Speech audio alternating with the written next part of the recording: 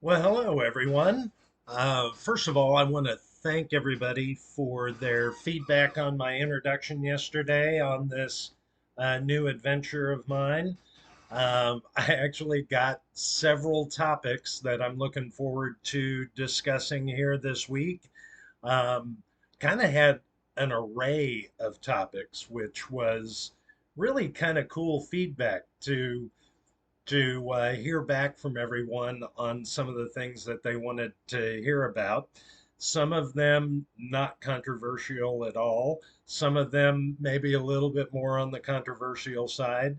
But I don't want to um, I don't want to keep people from giving me controversial topics that we should discuss. That's part of this finding common ground. So I thought I would do a quick example of one of them, one of the suggestions of a topic that came across yesterday, and it was actually part of my introduction yesterday, and it actually had to do with faith. I had mentioned to you that I've been in a long-term relationship with a wonderful young lady, and we both come from a very different background when it comes to faith. And when I say very different, for some of you, it may not seem different at all. For others, it may sound very different. I think I mentioned yesterday that I was brought up Catholic. I am still Catholic, despite some of my strong feelings about what's going on in the Catholic Church today. It doesn't change my faith. Um, Church to me, by the way, is a construct of man. I mean, human beings created uh, the church, be it the Catholic Church, be it all faiths, they are constructs of man. And so man is fallible. Man makes mistakes. Some men make poor decisions that can affect our individual faiths. Needless to say, like I said yesterday, as a just an absorber of history, I've spent quite a bit of time studying the Catholic Church. We are, going on 2,000 years, and we have a lot of things that come from the Bible. As a matter of fact, for those of you that aren't Catholic or care to know, when we go to Mass on Sunday, the primary part of our service is actually the reenactment of the Last Supper. Everything that is in the Catholic Mass actually comes from the Bible. You can trace all the pieces of the Mass back to different readings within the Bible. But we also have in the Catholic Church a lot of traditions that have been developed and changed over the centuries. Vatican II made a lot of changes, some of which were very good for the church, some maybe a little more questionable. But at the end of the day, there's been more than one council, and there's been a lot of changes. And some of those changes, by the way, have caused um, factions of Christianity to break off, and that goes all the way back to the fourth century under Constantine, when we had the Council of Nicaea and the subsequent Council of, oh, forgive me, I don't think it was Constantinople, but I should probably study up before I do my videos. Anyway, there were groups that broke off. The Coptic Church in Egypt broke off at that time. The there is a Christian church in in Persia, what is today modern Iran, that broke off at that time. Some of those groups came back. Some continued on and created their own traditions. But at the end of the day, all of those factions are still part of the Christian church. And by the way, the Christian church began with the Hebrew faith. The Old Testament is from the Torah. So, um, and there are parts of the Torah in the Quran. We're all children of Abraham, correct? So, my point for a topic, I brought up yesterday that so my girlfriend and I agree on a lot of things, and there are some things we don't agree on. But what's great is we have open, honest conversations about faith. My beautiful significant other is actually from the Church of Christ tradition. Her father was a preacher and is still a member or a elder in his church. Her brother is an elder in his church. They have a very, very strong um, history and belief in their faith, and I think it's fantastic. One of the things that my significant other and I decided early on in our relationship is that we were going to be open to learning about how she practices her faith and her traditions, and how I practice my faith and my traditions. And guess what? Even though there are many people in both of our faiths that would tend to say that the other is not practicing the faith correctly, um, I bet you all would be incredibly surprised that the Church of Christ and the Catholic Church actually believe in 97% of the same things. Both of us have a very strong belief in the written word in the Bible. We both believe very much in the Holy Trinity. We believe in communion.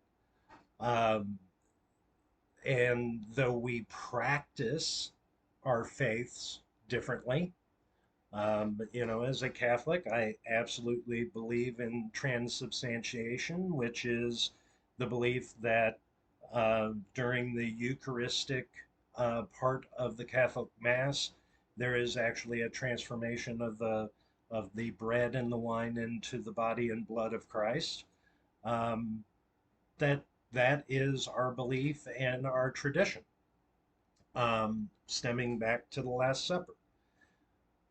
Church of Christ, they have communion as well. Most Christian faiths celebrate communion. It is that moment, even though God surrounds us every day with the Holy Spirit, communion actually brings us together and and actually brings us closer to Christ. My belief in the Catholic Church, that's a oneness of taking communion and being part of the body and blood of Christ. That's the same for most Christian faiths. And so just because we happen to practice some things differently in our faith, and just because we have different traditions, that does not mean that the fundamentals of what we believe are not the same.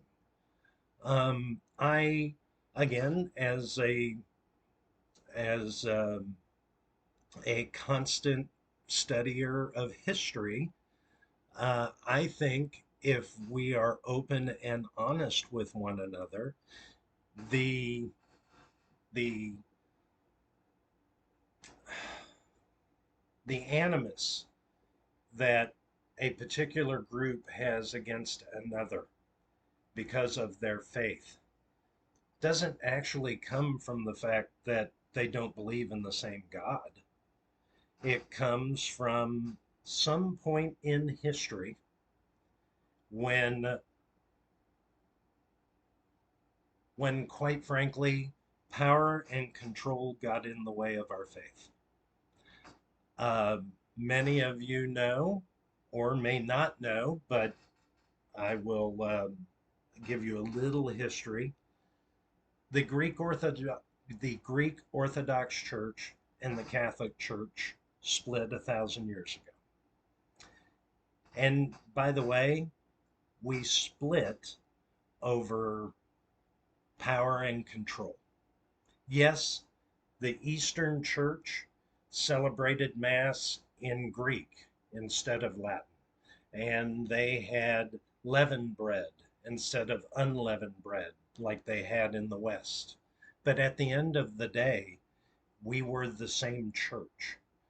But you had some cardinals that and some leaders in the Orthodox Church that kind of went head to head over some things. There was a legitimate beef about the Nicene Creed and a change that was made to the Nicene Creed in the West that the East felt that you shouldn't make that change unless there was a council, which a council is created by having church leaders from around the world come together, theologians, to decide on doctrine of the church. And at the end of the day, yes, there was something that needed to be discussed, but they didn't discuss it. Instead, they excommunicated one another. And quite frankly, and if one has to be honest, it's kind of on the Catholic Church side that there hasn't been reconciliation because, and there, John Paul II made attempts to reach out to the Greek Orthodox Church in Istanbul and work to better the relationship between the two faiths. And one can continue to pray that someday we will be reunited. Um, but at the end of the day, we both practice the same basic faith. We both believe in the Holy Trinity. We both believe in God and His Son, Jesus Christ, and the Holy Spirit. And the fact that there have been wars fought uh, between Greek Orthodox and Catholic coalitions, between Protestant and Catholic, between Greek Orthodox and Protestant, between uh, Christian and Muslim, but all of that doesn't come from the fact that we believe in a different God. We all believe in the same God. And instead of um, we use faith and religion as an excuse to fight or to disagree um, because both both sides are looking for power and control over the other and dictating over the other instead of taking the time to learn how each of us practices our faith and how each of us loves and venerates God and how if we spent that time learning about how we're so similar in our faiths, how much that would bring us together, how much good it would bring to the world, instead of using faith as an excuse to dislike one another. Because I'm pretty sure, regardless of what text you read, there was one primary commandment, and that was to love one another. If you can find that text in just about every version of the Bible, the Quran, the Torah, there is text about faith and about loving the children of God and about praying for the children of God.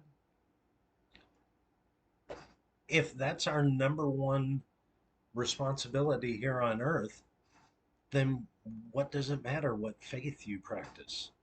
What matters is how you follow in the footsteps of Jesus as a Christian, as what matters is how you follow the teachings of your faith. That's what matters, because at the end of the day, I don't get to judge you. The priest, the rabbi, the preacher, they don't get to judge you. God judges you. God knows what you do. God knows what you've done. And God knows what's in your heart. And God knows how you interact with people every single day. And that's what you get judged by. So when you find yourself um, having some animus to a different faith or how that faith is practiced, step back for a moment. Take the time. All of us know someone that practices a different faith. There are friends, there are colleagues, there are work colleagues, they there are next door neighbors. Take some time. Talk about how you practice your faith. Talk about why certain things are important. Going back to my relationship with my significant other, one of the greatest things um, in the practice of my faith, of Catholicism, is to have her ask me, why do you do that? Why when, because she goes to mass with me, I go to service with her. Um, we participate in those things that are really important in our faiths. We do that together because she is important to me and I am important to her. Um, and with all the traditions in the Catholic Church, she asks some really good questions. You know, why do you do that? And it actually makes me a better practitioner of my faith. One, to be able to answer why, or two, to give the honest answer. Sometimes I don't know. And I actually need to take a little bit of time to study and to find out for myself. Why do we do that? All of us can ask that question. Why do we do that? Where can I go back in history, in our tradition, in the readings, in our practice that says this is why we express our faith a certain way? When you do that, one, it makes you a better practitioner. Two, to be able to share that with somebody else helps bring you closer. By the way, doesn't mean that you are going to agree with all the practices of another faith. That's okay. They're not going to agree with you. That's also okay. Do we all believe in the same God? A lot of us do. That's what's important. So instead of going out and looking for the differences in your faith today with somebody else, find someone that you can learn about their faith. Share with them yours. Learn how they're different. Most importantly, though, learn how they're the same. Look forward to our next discussion. I will be more than happy to take your feedback on this one. I am sure since it's around faith, I'm going to get some feedback. I want it. This is part of my journey of learning. And your feedback and the things that you send me in the comments, they help me learn, as I'm hoping I get to let you learn some different aspects as well. Take care. Have a blessed day.